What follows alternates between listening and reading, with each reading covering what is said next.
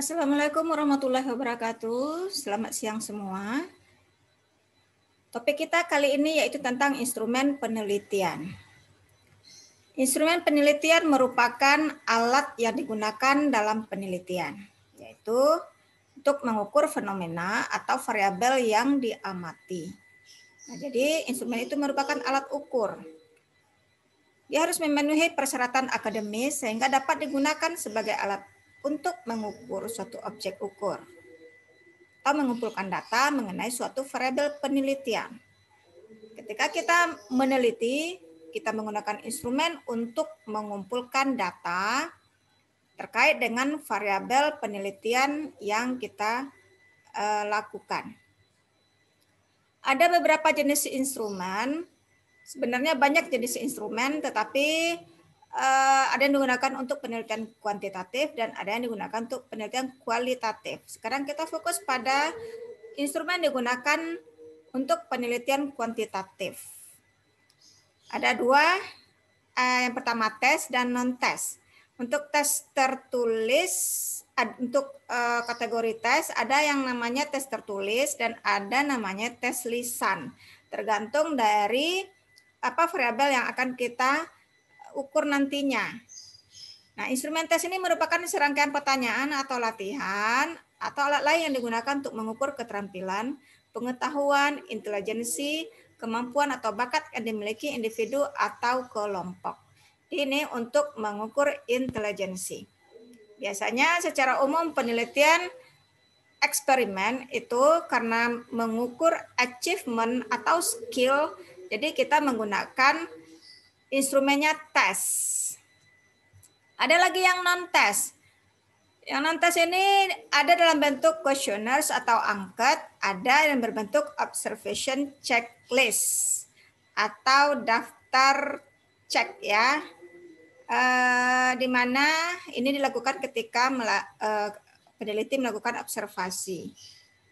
Kuesioner merupakan pertanyaan atau pernyataan tentang topik tertentu yang diberikan kepada subjek, baik individu ataupun kelompok.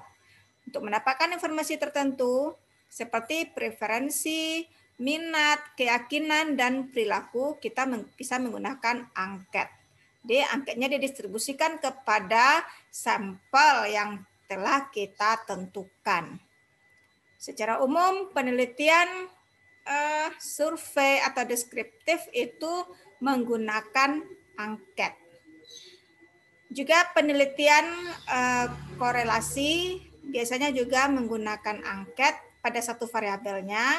Ini tergantung variabelnya ya. Kalau variabelnya berkaitan dengan preferensi, minat, dan lain-lainnya seperti motivasi, itu menggunakan angket. Kalau korelasinya dikaitkan dengan achievement intelijensi, maka pada variabel kedua kita menggunakan tes. Nah, itu pada penelitian korelasi. Sementara itu, observation checklist merupakan pertanyaan yang mengevaluasi kinerja dan perilaku individu atau kelompok berdasarkan hasil pengamatan. Nah, ini karena terkait dengan perilaku individu, maka peneliti harus melakukan observasi. Nah, karena penelitiannya penelitian kuantitatif, maka ada semacam daftar periksa ya dari hasil observasi itu. Peneliti hanya tinggal menceklis dan nanti kita angkatkan. Ada beberapa langkah dalam mengembangkan instrumen. Khususnya pada instrumen tes ya. Langkah untuk mengembangkan instrumen tes. Yang pertama yaitu menetapkan tujuan tes. Tujuan tes ini biasanya peneliti harus memastikan mau mengukur apa atau mengukur skill apa. Jadi tetapkan dulu. Misalnya kalau mau mengukur reading, tentu tesnya yang terkait dengan reading nantinya. Ada lagi analisis kurikulum atau SK dan KD. Nah, untuk menganalisis kurikulum Ini kita lihat pada standar kompetensi atau KI ya. KI, kompetensi inti, dan KD-nya. Karena nantinya kontennya terkait dengan tujuan pembelajaran. Tujuan pembelajaran itu bisa dilihat pada SK dan KD. Ada lagi analisis buku dan sumber belajar lainnya. Karena ini terkait dengan materi yang sudah diajarkan kepada siswa. Lalu membuat kisi-kisi atau blueprint. Tentu kisi-kisi ini diambil dari KI tadi ya, atau KI dan KD. Lalu menentukan indikator. Pada kisi-kisi ada ditetapkan indikatornya. Setelah indikator jelas, baru menulis soal. Soalnya sudah ditulis, ditelaah terlebih dahulu, yaitu melakukan validasi konsep. Validasi konsep ini kita meminta kepada expert atau orang yang ahli di bidangnya untuk memvalidasi apakah soal yang dibuat itu sudah benar adanya. Lalu mungkin ada beberapa saran yang dilakukan oleh validator, makanya peneliti merevisi atau memperbaiki soal tersebut. Lalu memproduksi tes secara terbatas karena ini hanya sebagai alat untuk uji coba tes. Uji coba tes ini bertujuan untuk melakukan validasi secara empiris. Jadi validnya secara di lapangan seperti apa. Nah, validasi empiris ini nanti lebih kita bahas lebih dalam lagi pada uji validity dan reliability. Lalu setelah melakukan uji empiris, maka dianalisis hasil uji coba tersebut atau uji validitas. Nah, kalau soalnya valid, maka soal bisa dirakit menjadi sebuah tes yang siap didistribusikan kepada sampel nantinya. Nah, ada beberapa kaidah untuk menulis soal yang perlu diperhatikan. Yang pertama yaitu soal harus mengukur pencapaian kompetensi yang menjadi tujuan. Apa tujuan pembelajarannya? Nah, itu harus dipastikan memang betul-betul terukur kompetensi tersebut. Lalu soal harus mengukur pencapaian kompetensi tunggal, tidak ganda. Kalau memang kompetensinya mengukur speaking, fokus pada speaking skill-nya. Jangan speaking juga, reading juga, itu namanya ganda. Kompetensi dapat berbentuk kognitif, afektif atau perilaku, atau juga dalam bentuk keterampilan. Tergantung skill-nya, apakah reseptif atau produktif nantinya. Lalu kompetensi diukur berdasarkan indikatornya. Indikator soal dibuat berdasarkan dari kurikulum atau SKKD. Lalu setiap soal mengukur tercapai atau tidaknya indikator kompetensi. Pastikan kalau soal mencakup semua indikator kompetensi. Bahasa soal harus singkat, jelas, dan komunikatif. Dan soal mempunyai jawaban yang jelas. Dipastikan jawabannya tidak harus jelas ya, deskripsi, sikap, perilaku atau kemahiran. Nah, harus dipastikan semuanya jelas. Soal dipastikan tidak keliru atau salah. Makanya soal harus divalidasi, mungkin ada kesalahan grammar, kesalahan kalimat, dan lain-lainnya. Lalu penampilan perangkat tes harus final. Perangkat tes juga harus tampilannya harus jelas. Ada di sana semacam profil tesnya, ada perintahnya, baru item soalnya. Kalau soalnya misalnya multiple choice, jelas ada pernyataan, pertanyaan, stem, jawaban benar, dan segala macamnya. Sebenarnya terkait dengan soal, kita sudah banyak membahasnya pada mata kuliah Language Assessment. Lalu kita lanjutkan pada langkah-langkah pengembangan instrumen angket ya. Yang pertama yang harus dilakukan adalah mengkaji teori. Jadi ketika kita mengkonstruk angket, pastikan teorinya dulu, bagaimana definisi secara konsep dan bagaimana definisi secara operasional.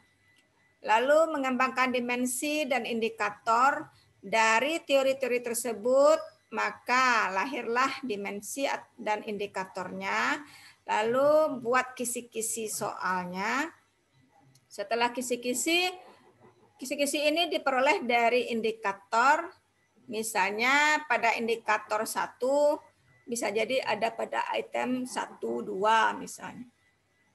Lalu menetapkan tentang parameter atau skala. Parameter skala berapa? Apakah skala 4 atau skala 5? Terkait dengan skala pengukuran, nanti kita bahas lebih lanjut lagi. Lalu identifikasi ciri kutub, yaitu dengan memperhatikan parameter yang bergerak dalam suatu rentangan kontinum dari suatu kutub ke kutub yang lain yang berlawanan.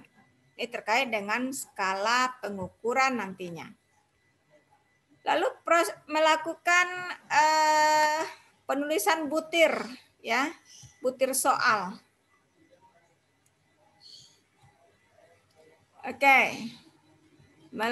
Menulis butir instrumen soalnya. Setelah menuliskan, divalidasi lagi angketnya ya dari butir penyataan yang sudah dikembangkan tadi, yang sudah ditulis, validasi secara konsep. Nah, ini juga dilakukan validasi kepada pakar. Boleh juga dengan melakukan panel atau FGD, Focus Group Discussions. Ini kalau memang angketnya kita inginkan betul-betul valid. Lalu setelah ada saran dari pakar nantinya akan ada perbaikan atau revisi. Setelah melakukan revisi, lakukan lagi proses validasi empiris, yaitu uji coba instrumen. Sama dengan tes tadi juga dilakukan validasi empiris, lakukan uji coba, lalu hasil dari uji coba tersebut dianalisis. Uji coba angket biasanya dilakukan dengan uji validitas dan reliabilitas. Ini nantinya bisa dilakukan dengan menggunakan aplikasi SPSS. Lalu seleksi butir yang valid. Misalnya ketika kita mengembangkan angket 10 item, bisa jadi ada 3 item yang kurang valid dan ada saran di sana, maka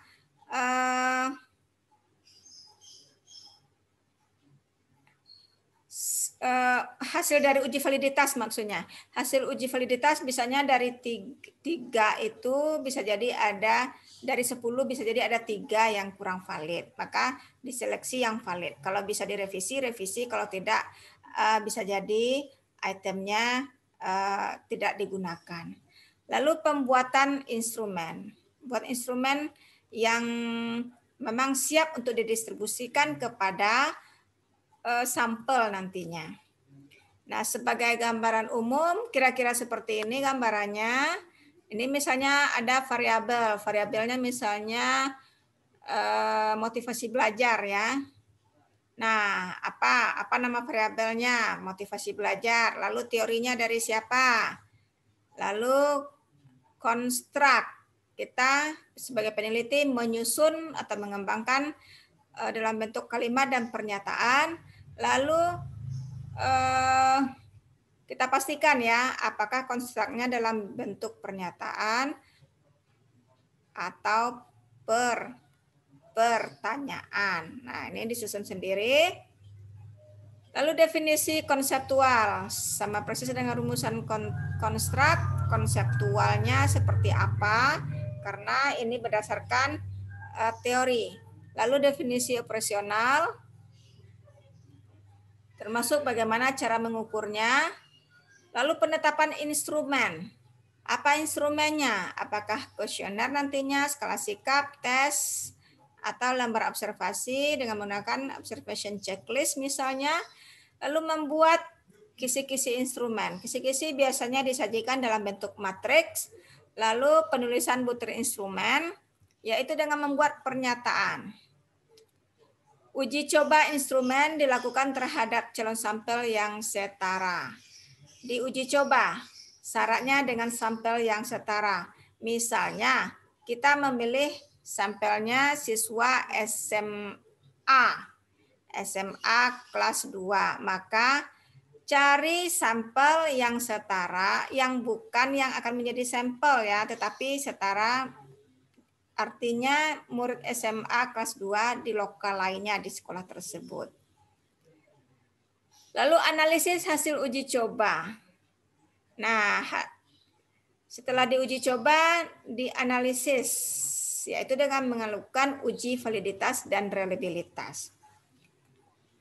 Revisi instrumen tersebut, kalau ada seandainya ada item yang kurang baik atau kurang bagus atau kurang valid, maka direvisi. Lalu finalisasi instrumen, penyempurnaan instrumen ya, baik secara format ya ataupun secara penulisan. Lalu kalau dirasa sudah cukup bagus, semuanya tidak ada masalah lagi, lakukan perbanyakan instrumen. Gandakan sesuai dengan kebutuhan untuk didistribusikan kepada sampel penelitian nantinya. Nah, ini gambarannya dalam penetapan variabel, misalnya kita mengambil teori siapa? Teori si A, B, C, D. Nah, ini gambarannya. Nah, variabelnya misalnya motivasi berprestasi.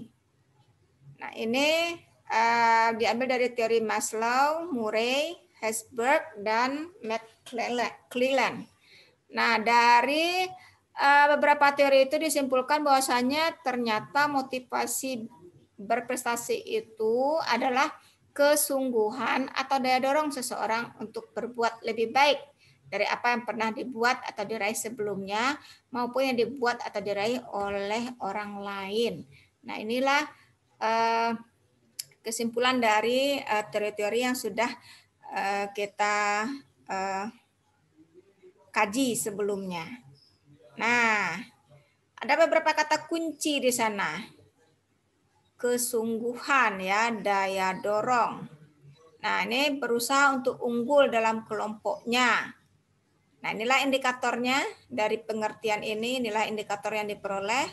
Lalu menyelesaikan tugas dengan baik. Lalu rasional dalam meraih keberhasilan, menyukai tantangan, menerima tanggung jawab pribadi untuk sukses, menyukai situasi pekerjaan dengan tanggung jawab pribadi, umpan balik dan risiko tingkat menengah. Dari semua indikator ini nampaklah bahwasanya kalau seseorang yang mempunyai motivasi berprestasi itu secara operasional inilah yang dilakukannya. Seperti yang dirumuskan dalam indikator. Lalu bikinlah butir pertanyaan atau pernyataan nantinya. Nah, ini sebelumnya kita sudah membicarakan masalah pengukuran karena instrumen adalah alat ukur untuk angket, instrumen angket atau kuesioner. Ada beberapa skala pengukuran yang bisa digunakan, diantaranya yaitu skala Likert, Goodman, rating scale, dan semantic differential. Nah, skala Likert ini digunakan untuk mengukur sikap, pendapat, dan persepsi seseorang atau sekelompok orang tentang fenomena sosial. Ya. Nah, ini biasanya dengan gradasi sangat positif dan sangat negatif. Kita lihat seperti apa contoh skala Likert. Nah, ini dia ada rentangan ya, ada Misalnya yang positifnya sangat setuju, menjadi setuju, ragu-ragu misalnya. Tidak setuju. Nah, yang kalau tidak setuju berarti itu merupakan gradasi negatif. Nah, bisa juga dengan menggunakan istilah sangat positif, positif, negatif, sangat negatif, tergantung isi pernyataannya. Atau kalau dengan menghitung frekuensinya, bisa dengan menggunakan selalu, sering, kadang-kadang, pernah, dan jarang, dan tidak pernah misalnya. Atau sangat baik, baik, kurang baik misalnya. Dan sangat tidak baik misalnya. Nah, itu dia skala Likert. Skala Likert ini ada yang rentangan 5, ada juga yang rentangan 4. Selanjutnya ada lagi skala Goodman. Skala Goodman ini yaitu didapat jawaban yang tegas. Cuman 2 saja. Kalau ada ya dan tidak. Ya, atau benar salah, pernah tidak pernah, positif negatif. Jadi semacam antonim ya, yang dengan jawaban yang tegas. Kita lihat contoh dari skala Goodman. Nah, ini dia. Ini angket tentang minat belajar siswa. Nah, ini pernyataannya responden tinggal menceklis ya atau tidak saja nantinya. Kalau jawabannya ya, berarti dikasih skor 1 nantinya. Kalau tidak, dikasih skor 0. Sementara kalau pada skala Likert, yang misalnya sangat setuju itu 5, setuju misalnya 4, dan sampai nanti tidak setuju nilainya 1. Selanjutnya, rating scale. Kita lihat contoh dari rating scale. Rating scale ini merupakan angket yang dengan menunjukkan skala ya, skala dengan penomoran ya. Nah, ini data menta diperoleh berupa angka, kemudian ditafsirkan dengan pengertian kualitatif. Penafsirannya yang kualitatif, datanya tetap kuantitatif. Nah, misalnya angka 4, nah ini bila ini karena contohnya tentang ruangan kantor ini ya. Nah, karena ruangannya dianggap sangat baik, maka dinilai 4 ya. Jadi ada rentangan 4 sampai 1. Nah, maknanya ini yang diapakan dengan secara kualitatif. Bila tata ruang itu kurang baik misalnya. Nah, itu maknanya ketika responden memilih 2. Nah, seperti ini ada rentangannya. Ada lagi semantik diferensial. Skala ini juga digunakan untuk mengukur sikap yang tersusun dalam satu garis kontinum yang jawabannya sangat positifnya terletak di bagian kanan garis dan jawaban yang sangat negatif terletak di bagian kiri garis. Atau sebaliknya. Bisa jadi rentangannya ada 1 sampai 7 misalnya. Nah, biasanya skala ini digunakan untuk mengukur sikap atau karakteristik tertentu yang dipunyai oleh seseorang. Nah, ini misalnya karakteristik ya. Ini sangat positif, ini sangat negatif. Responden tinggal menceklis di posisi mana dia menurutnya. Oke. Demikian skala pengukuran.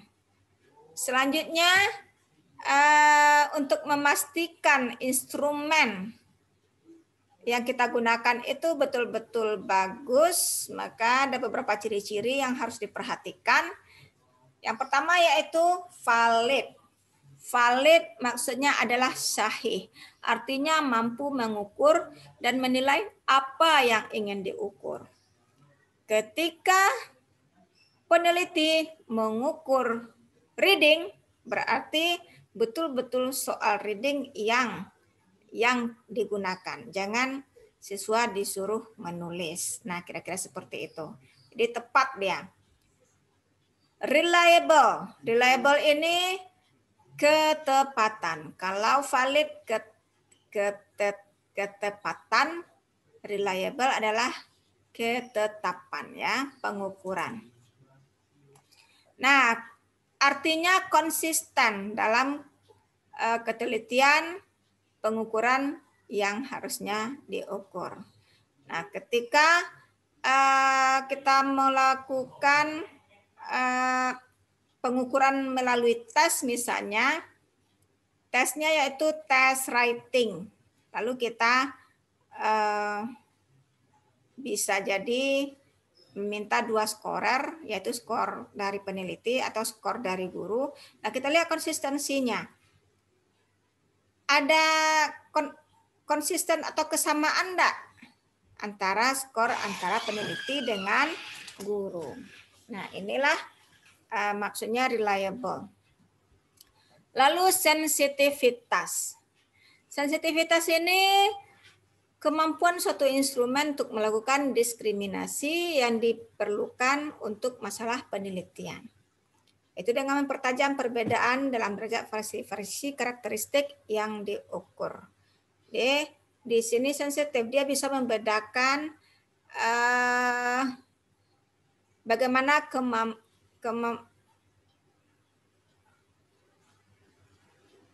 keadaan responden sebenarnya. Sensitif dia. Lalu objektif.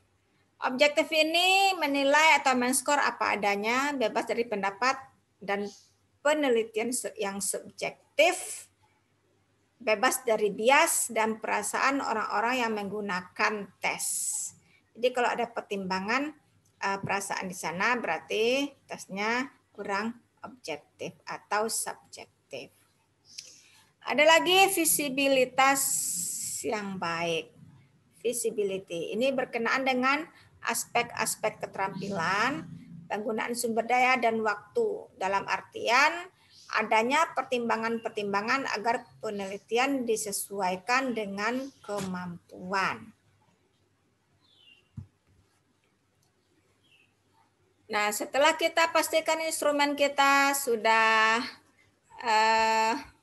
sesuai dengan ciri-ciri instrumen yang baik, kita uji ya, uji instrumen tersebut. Secara umum, uji instrumen dilakukan ada 2, yaitu uji validitas dan uji reliabilitas. Uji validitas dilakukan untuk mengetahui keabsahan dan ketepatan atau kecermatan suatu item pertanyaan dalam mengukur variabel yang diteliti. Biasanya dengan menggunakan rumus korelasi product moment, yaitu mengkorelasikan antara skor masing-masing item dengan skor total. Kalau secara manual sudah kita pelajari pada mata kuliah Language Assessment, namun kali ini mungkin kita akan mencobanya dengan menggunakan aplikasi SPSS. Karena itu akan lebih memudahkan bagi peneliti untuk melihat hasilnya nantinya dan menganalisisnya. Yang kedua yaitu dengan uji reliabilitas. Untuk mengetahui kehandalan atau tingkat kepercayaan suatu item pertanyaan dalam mengukur variabel yang diteliti, dilakukan dengan menggunakan pendekatan internal consistency reliability, yaitu dengan menggunakan rumus Alpha-Cronbach.